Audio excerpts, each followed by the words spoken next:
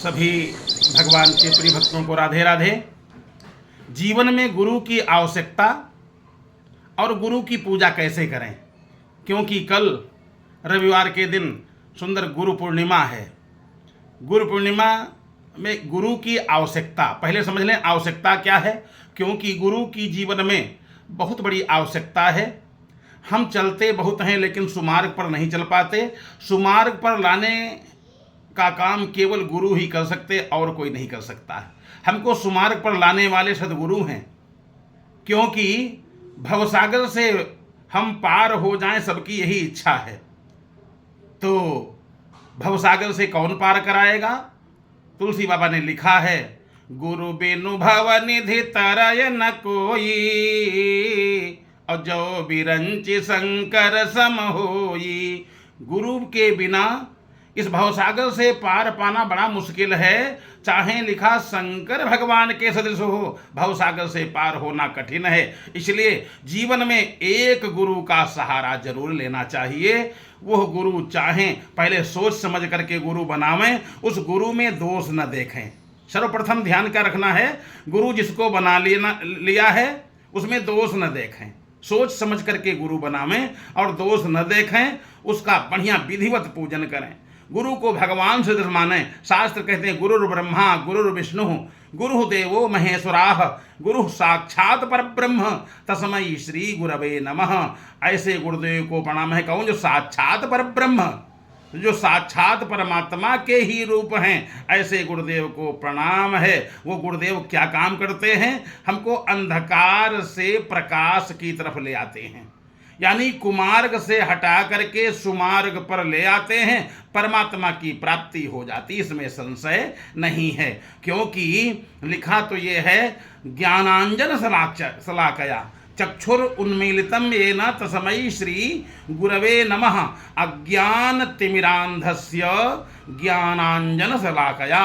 अज्ञान में जो डूबा हुआ जीव है उसको प्रकाश में लाते हैं। कैसे? ज्ञानांजन शलाकया। जैसे अंधेरा है, अंधेरे में कोई प्रकाश जला दे, ज्योति जला दे, तो इसी प्रकार से गुरु का काम क्या है? गुरु क्या करते हैं? अज्ञान तिमिरांधस्य ज्ञानांजन शलाकया। ज्ञानांजन, ज्ञान का अंजन लगा दे। जैसे किसी को रतौंधी आती हो, किसी को कम दिखाई देता हो और बढ़िया अंजन लगा दिया जाए तो उसको बढ़िया सुंदर दिखाई देने लगता है। इसी प्रकार से गुरु ज्ञानांजन लगा देते हैं। ज्ञान के द्वारा बढ़िया, यानी प्रकाश में ले आए, सुमार्ग पर ले आए। चक्षुर उन्मीलितम येन तस्मै श्री गुरवे नमः। ऐसे गुरुदेव को प्रणाम है। तो गुरुदेव की जीवन में बहुत बड़ी आवश्यकता है।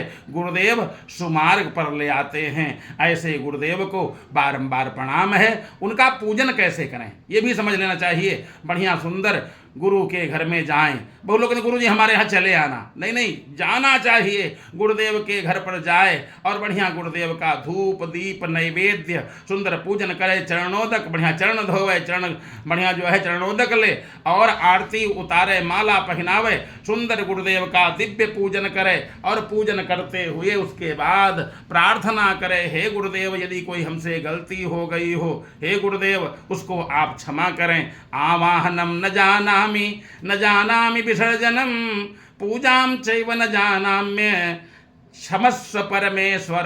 हे गुरुदेव, हे परमेश्वर आप हमको क्षमा करें। यदि कोई हमसे अपराध हो गया हो उसको आप क्षमा करें। तो गुरुदेव की जो कोई कृपा ले लेता है उसका जीवन बढ़िया सुंदर प्रकाशमय हो जाता है, आनंदमय जीवन हो जाता है, इसमें संशय नहीं। ये गुरु परंपरा है। सर्वप्रथम गुरु व्यास भगवान की पूजा हुई, एक परंपरा चली आ रही है। ये गुरु पूर्णिमा व्यास जी, व्यास सबके गुरु हैं और वही एक परंपरा, गुरुवंश की परंपरा चली आ रही है।